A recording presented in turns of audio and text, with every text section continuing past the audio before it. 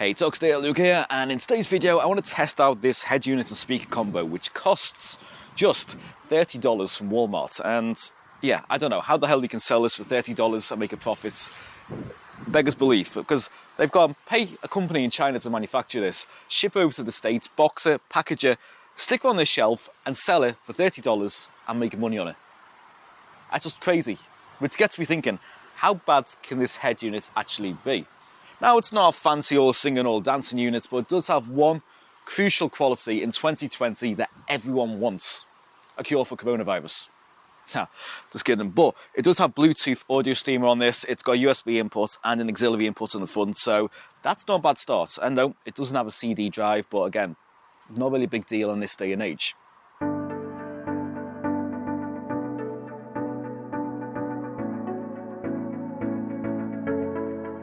So I'm sure some of you are wondering at the moment, how did I manage to get this from Walmart when Walmart doesn't exist in the UK? Because I didn't fly across the Atlantic to go and pick it up. No, instead I use a wonderfully simple and innovative service called Shipito. And what Shipito will do will give you non-US viewers your very own US warehouse address. And then you log on to any US retailer, so Amazon, Walmart, JCPenney, etc., you name it.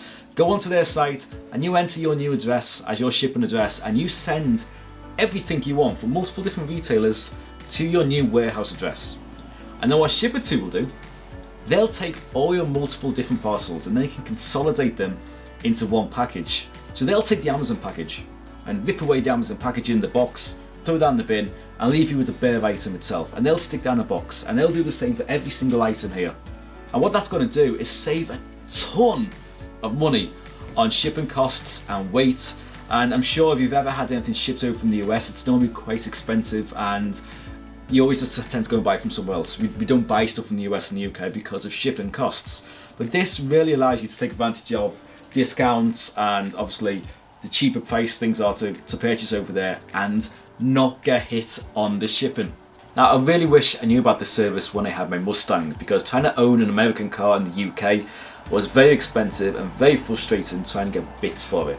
And I wish I knew about this service, because that might have just saved me enough money to make keeping that car viable. Shipito offer many different options for your package. So if you want a different delivery speed, you can select that. Do you want insurance? Yes, no, entirely up to you. Hey, if you've got your packaging and you want to see what's being sent to you before it's sent, they'll take pictures of it if you request. They'll even put extra packaging around fragile items. So there's lots and lots of different ways to play around to make sure that your package comes to you safely just as you want it. Now, if you're a regular shipper from the United States to the UK, it may be worth checking out some of their membership options. They have a free membership, but they also have paid for memberships, which will include stuff like discounts on pictures and extra packaging, etc. Now, if you want to check out their service, I will leave a 15% off discount code below in the description.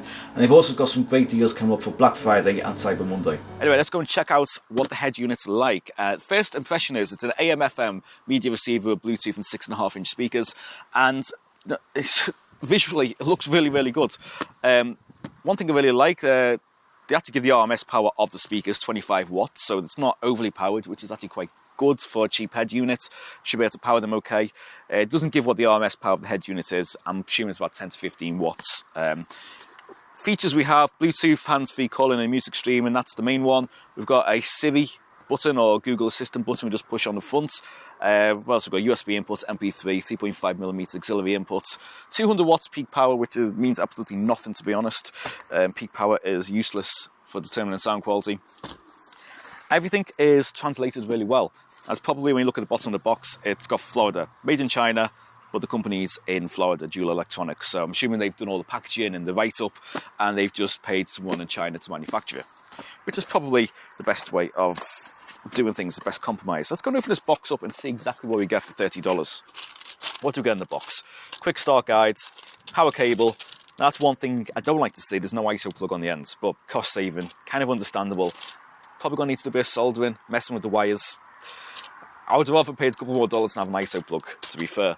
They've got speaker cable though, which is really nice to have. Mounting screws. Two 6.5-inch speakers, we'll open them in a second. Some documentation for the speakers. And then finally, this little diddy box is the head unit. packaging now, do we? Okay, so yeah, that the it's not just the faceplate. The head unit really is that thick or thin. I mean, the cage is thicker than the head unit. This is like yay thick. It's crazy. It kind of gets me questioning how poor quality the amplifier is going to be in something this small. Anyway, though, that is absolutely perfect, though, if you actually want to try and mount it in something like, I don't know, a camper van or something, or, you know, you got a limited space, mountain depth, perfect. What do you like at the back, though? It's got 2 pre-outs. That's a nice surprise. No microphone inputs, external one. That's kind of a bit of a bummer to see. I would have liked to see that. And steering wheel controls, again, I wouldn't expect that at this price. I mean, I'm guessing, I'm liking the idea that they are paired with the head unit, so there should be a little bit of thought gone into it. You know what? I think the paper cones, though, but, you know, it doesn't seem too bad quality. Coaxial, so obviously not components, but you wouldn't expect that. Lots of different mounting holes in, so it should go into most cars pretty nice. Yeah, and a nice, actually, quite shallow mounting depth, which may not push too much bass out of it, but at least should fit in most applications. Anyway, let's go take the door cards off this Astra, go and get the head units out, fit them in, let's see how this sounds. I'm not going to go into too much specifics about taking the Astra apart because this is about the head unit, not about the car itself. But suffice it to say, just like any car, you're going to have to probably remove the door cards and then remove the speakers. In the case of the Astra, it's just taking 3 Torx screws out of the door and the speaker will detach. Now, the speakers aren't quite a normal size. As you can see here, the new speakers, the dual ones, actually do not fill a gap in the door, and this is the car's fault. It's nothing to do with the speaker itself. So what I thought I'd do, I'd take the old speakers which are blown out of the Astra, and I would actually use them to make a mounting bracket for the new speakers, which basically just meant cutting out the middle, sticking the new speaker in between, getting some cable ties, keeping it together, and then I'd have a complete seal, and I was able to then use the old speaker to actually mount the new one directly to the door.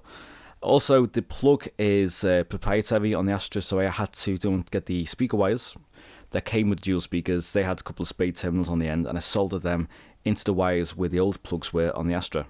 Then, once that was done, it was a case of grabbing the ISO plug off another head unit I had, which I'm reviewing at the moment. There was a spare plug, and soldering all that to the wiring harness of the dual head unit. And again, I think this is where I would rather pay an extra $5 and have an ISO plug on them, because this is the part where you could actually really mess it up if you didn't know what you were doing. If you wired them up wrong, you could perhaps short something. You know, I think it's worth taking that guesswork and that danger out of it for most applications. And it's also quite time consuming. You're going to need some knowledge of soldering and wiring as well to be able to do that. It's not a massive job, but it does take up, say, half an hour or something like that. Anyway, once that's done and all the wires are soldered together, it's time to go and try it out in the car. So I needed, of course, to remove the old head unit, which thankfully is quite easy on this Astra. Just a couple of pins in the side and the head units will pull out. Behind the head unit on the Astra, there is another cage which needs to come out. And then it was a case of unclipping the wires and then sticking the dual head unit in the place of where the old one is. Thankfully, on this Astra, they have standard ISO plugs to connect to, so it is quite an easy car to fit an aftermarket head unit in. And they are full, it's a normal size single DIN slot. So again, very, very easy to connect to.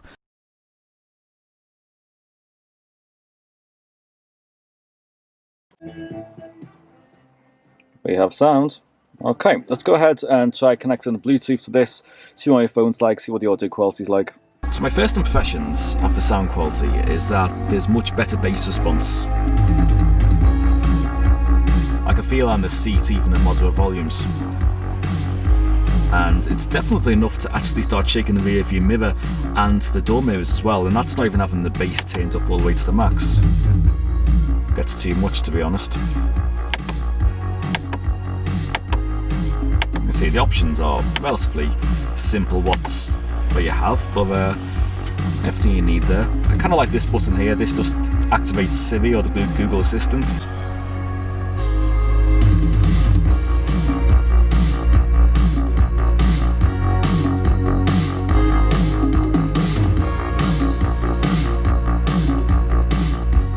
And I've just taken up to full volume then, and there was actually very little distortion coming out of it. That went to a pretty loud volume with no distortion, so I'm actually quite impressed that the amplifier in this seems to have a decent amount of kick to it. And again, this helps because the door speakers aren't overly powered. If you had 100 watt RMS door speakers and you're trying to power it from like 15 watts per channel on a head unit, you're going to struggle. It's not going to be able to move that air too much. The amplifier is going to overload. You're going to get a lot of distortion. Because these are only 25 watts RMS down here, this amplifier is pretty well suited to those speakers, so it can move it with quite a bit of ease. That means it can reach maximum volume and push a maximum amount of air that can, using this without having to go to an external amplifier, which is very important for actually getting decent audio quality from a stock head unit and speaker combo. So I've been trying this now for the last couple of days, and my impression is, for the money, the quality is phenomenal. And don't get me wrong, if I spent like £100 on my head unit and £100 on my speakers, I'd be pretty pissed if this was the end result. But $30, like £25 all in. Now there have been a couple of small issues, mainly with the Bluetooth connection. Now the Bluetooth quality is absolutely fine, no issues whatsoever. The problem is the automatic connection when you turn the ignition on and you want it to connect to, in my case, my iPhone.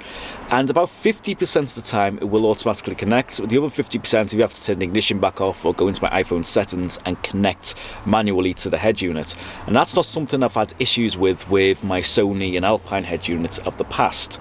So that is the biggest annoyance of what this head unit has. Apart from that, everything else has been relatively good. Speaker quality is, from what I can tell, better than the OEM units that are in the car, and I've had 5 of these cars, so I know what they're meant to sound like. I can't comment too much on the clarity of the speakers, because if you have a look here, I'm still using the stock tweeters that come with the car. They still work because they have their own crossovers built in, so the clarity is still half decent. So if you're looking for a cheap upgrade to an old car, then I'd say look no further than this. This will do a job pretty well. I wish they'd put an ISO plug on the end and even charge $5 more for it, just to stop that headache and potentially wiring your car up wrong. But yeah, anyway, big shout out again to Shipito for making this video possible, and remember there's a 15% off coupon in the description below. Go and check that out if you want, and like always, thank you all for watching. See you soon and take care.